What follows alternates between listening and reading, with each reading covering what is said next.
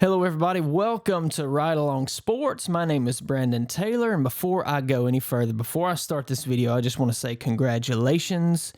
You've made it to week 1 of the 2024 college football season. All this waiting, all this sleepless nights, just dreaming about college football, and it's back. We've made it, folks. Now, we already had a little bit of drama, as you know, back in week 0 with Florida State and Georgia Tech, where Georgia Tech pulled the upset over the Seminoles over in Ireland. And if that's indicative of what this season's going to be like, I'm very excited.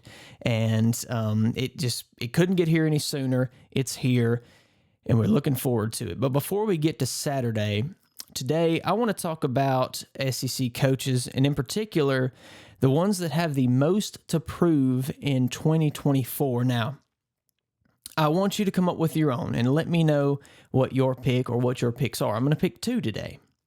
Which SEC coaches have the most to prove in 2024? Now, automatically you may think, well, obviously, who falls under this category? Is it coaches that have already done a lot and, like a Kirby Smart, he's expected to win the SEC and go to the playoffs and possibly win another national title? Is it Lane Kiffin there at Ole Miss? There's a lot of expectations for the Rebels in 2024. He's got a lot of recruiting coming in. He's got a lot of players like Jackson Dart that's been in this system for years, that is a Heisman contender. They're a top 10 team in the AP and coaches poll. Or is it somebody like, Steve Sarkisian maybe at Texas? Texas coming into the SEC, and they're expected to do very well. Or on the flip side, is it somebody like, Billy Napier or Sam Pittman, 2 guys that are running programs that are in sort of bad shape? Florida, for one, is really looking at a very tough year, the toughest schedule, I believe, in all of FBS this season. But I'm going to meet you right in the middle. And also, I don't really like to pick coaches that are in their first season with their program.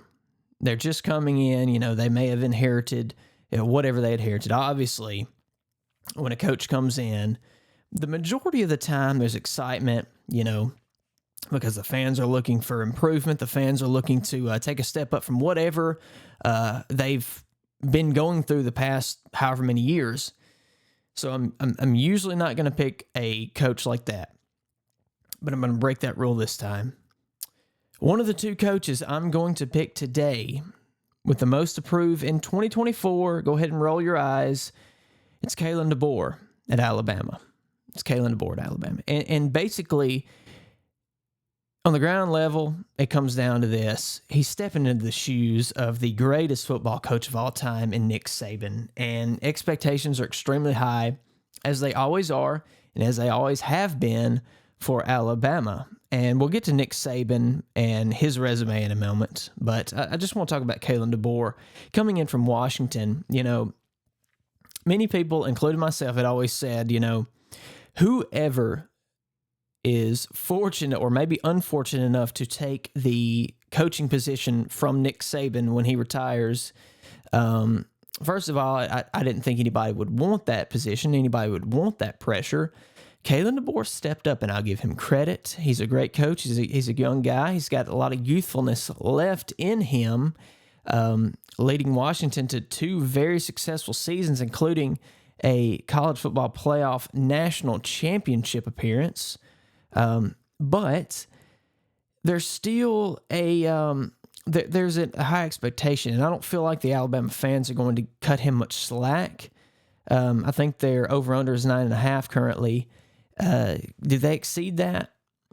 I think they can. But this is what you're following. You're following a guy, Nick Saban, that's had 17 seasons with the Tide. He went 206-29 just there at Alabama. 16-7 in bowl games, 6 national titles, 9 SEC championship games. And, this right here, the next thing I'm going to say here, is something that I believe should be on every coach's resume, and that's Heisman Trophy winner. So the Heisman Trophy came around in 1935, and for 74 years, there was not one Alabama player to win that coveted award? Well, that's until Nick Saban came in, and Mark Ingram won in 2009. Then you had Derrick Henry in 2015, followed by Devontae Smith in 2020 and Bryce Young in 2021. That is 4 Heisman Trophy winners under Nick Saban, 76 All-Americans, and Saban won 10 different Coach of the Year awards while he was there in Tuscaloosa. And Kalen DeBoer, he's got to live up to that. He's got to live up to his expectations. He's got a lot to prove, not just in 2024, but in future years. Because right now, I think most of us are in agreement that Saban's dynasty, his program, all that work that he's put in over these 17 years is still there, and that's going to continue. It's a well-oiled machine, and there's no sign of it stopping, no sign of it slowing down. You know, there's been times in Nick Saban's tenure there at Alabama where they were successful. Then there was some times where he kind of fell off just a little bit. And if you can remember, I remember this very vividly, Nick Saban going into one season, I can't recall which season that was, where he said, this is going to be a down year, this is going to be a rebuild year. And they won the national title that year. So that's what you're inheriting. So DeBoer, he comes in from Washington, like I said, and I mean, his feet hit the ground running before he hit the ground in Tuscaloosa, quite frankly. Alabama's number 2 in the 2024 recruiting class, and you know, I think that well-oiled machine is going to continue to run 4 years, and I think that it's like when you get a car waxed and you get a really nice professional wax job done on your car. It's going to last for a long time, especially if you take care of your car, you continue to wash it, you continue to maintain it. That finish is going to last, and it's going to be beautiful for a long time. And that's Nick Saban in this Alabama program. Eventually, that wax is going to wash off over time.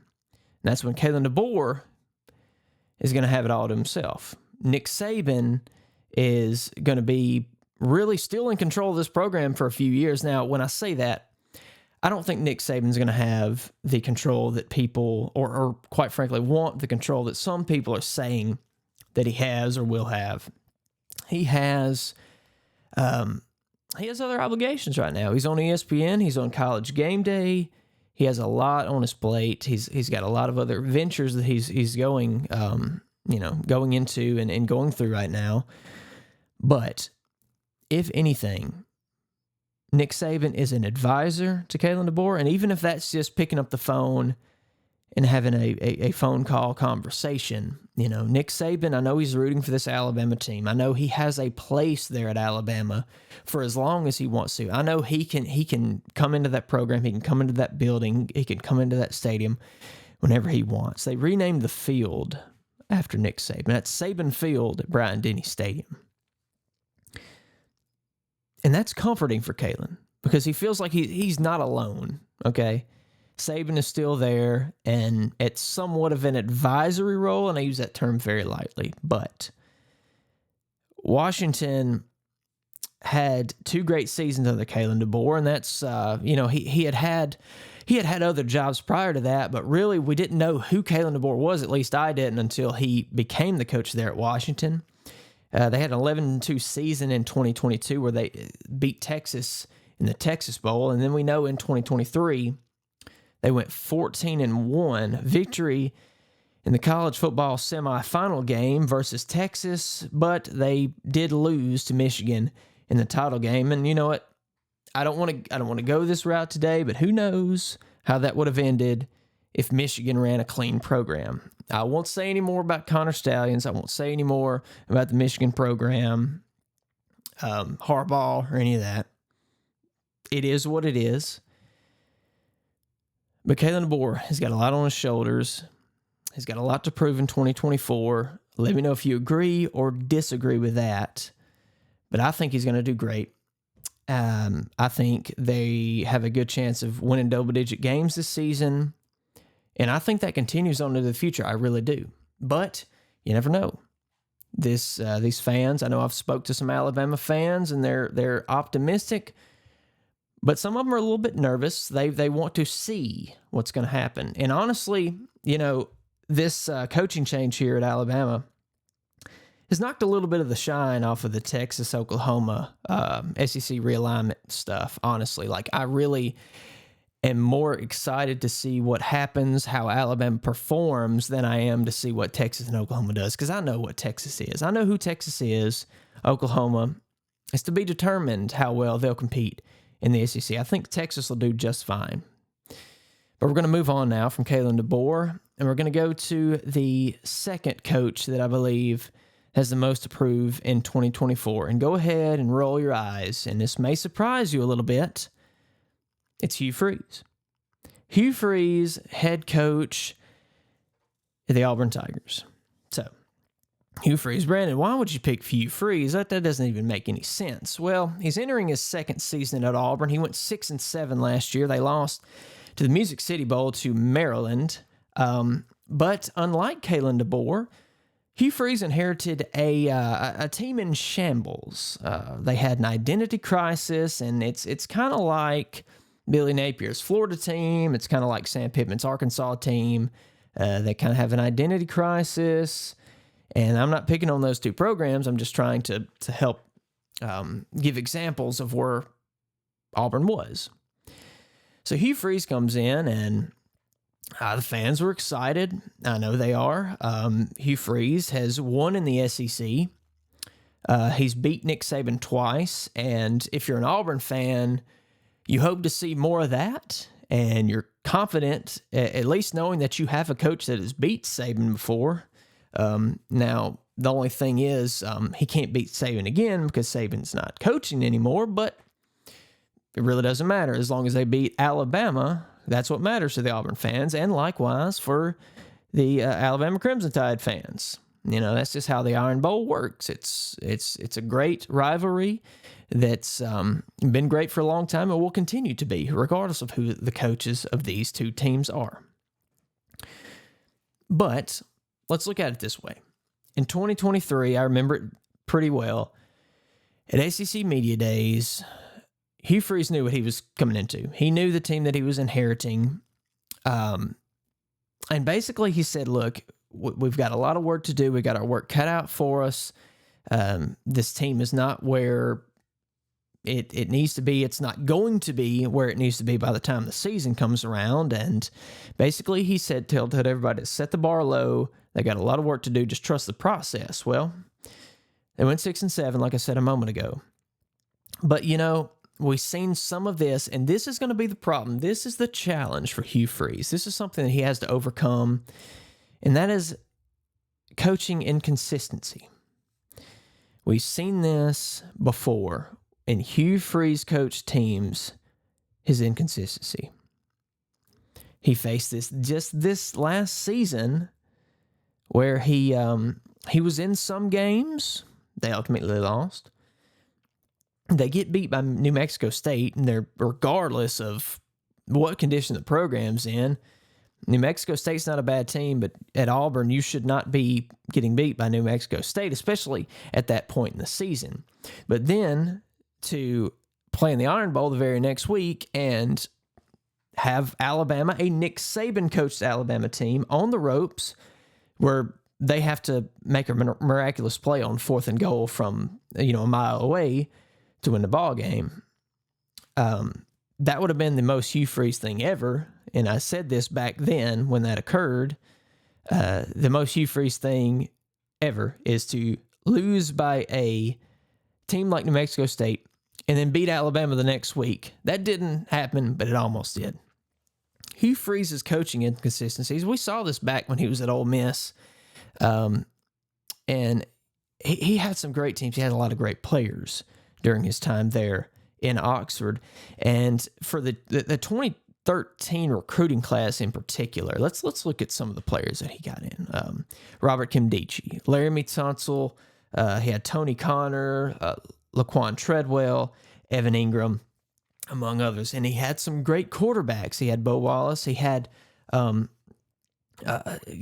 great defenses. He had really great defenses during his time there at Ole Miss. He had Chad Kelly at the quarterback position, which is really, I don't know if you'd call him underrated, but he was a great quarterback. He put up big numbers. He was tough as heck. He broke records there at Ole Miss. He broke some of Eli Manning's records. Yeah, he had some off-the-field issues there. He still has some off-the-field issues now. I know he's been doing well up there in the Canadian Football League, and I hope the best for him, and I hope he at some point gets a good head on his shoulders, but that's beside the point. But Hugh Freeze has had these great teams. He's beat Alabama twice, but in those 2 seasons that he's beat a Nick Saban-coached Alabama team, he's lost to a team like Memphis. He had the SEC. They were going to go to an SEC championship game. They fumbled. They dropped the ball, and these are in not literally they dropped the ball, but let's use like a metaphor. They lost to Arkansas in that miraculous once-in-a-generation type play to lose that game versus Arkansas, which ripped any hopes of going to Atlanta that year. Now, they did make it to the Sugar Bowl after the 2015 season. They did win that game, and that is a big milestone for Hugh Freeze. But if he wants to prove that he's the next level, if he wants to prove that he can have success, that he can have success again in the SEC, because we know he's had it before, he's got to clear up the inconsistencies, okay? Now, he loves running his offense. And, the thing about that, I don't know if he needs to be calling plays or not. I don't know if he needs to be getting a good offensive coordinator, because sometimes Hugh Freeze gets in his own way. All right, and he reminds me of a former Texas A&M coach. He doesn't like to point the blame at himself. He really needs to do better in that department as well. Now, he has a great chance. He has a great opportunity at Auburn. But let's look at this. Peyton Thorne, he brought in, and Peyton Thorne was supposed to be great, but he wasn't as great as he was expected to be. But he is coming back this year, and he's had another offseason, another spring, another preseason camp under a Hugh Freeze offense, under his belt. And maybe they can get over the hump. What are the expectations for Auburn this year? In 2024, you've got to win. You got to do better. You got to have a winning season. You got to win 7 games, maybe even 8 games. Go to a bowl game, preferably win that bowl game. If you do anything less than that, I think you're really putting yourself, in a bad spot. But look, Auburn doing pretty well in recruiting. They're number 8 overall so far. They have 36 commits, including 5-star recruit Cam Coleman, the wide receiver from the state of Alabama. They also have 16 4-stars coming into the program. So they've got a chance to do some great things there at Auburn. And Hugh, he really has some work to do. And that's really all I have to say about him. If he can control his inconsistencies, if they can be a consistent program, win the games they're supposed to win, and don't lose the games they're supposed to win. There's obviously going to be games they're supposed to lose. He's early in his tenure there. They're still rebuilding the program, but just be consistent. That's all he has to do. And that's the 2 coaches, in my opinion, in the SEC with the most to prove the 2024 season. Now, let me know what you think. Give me your 2 coaches, 1 coach. You may have 5 coaches that you think have the most to prove in 2024. Now, obviously, if we go outside the footprint of the SEC, there are coaches, like Ryan Day at Ohio State. You also have Coach Prime, Deion Sanders out there at Colorado, which is another coach. He has a lot to prove. Oh, goodness. I don't know about that Colorado program. But that's what I got for you today, folks. Thank you so much for watching the video right here. Stay tuned. Like and subscribe, please, to the channel. If you like this, if you enjoy this, even if you didn't enjoy this video, if you think I'm an idiot, subscribe anyway, like, and we got a lot of content upcoming for the 2024 college football season. So my name's Brandon Taylor again. This is Ride Along Sports, and we'll see you next time. Peace.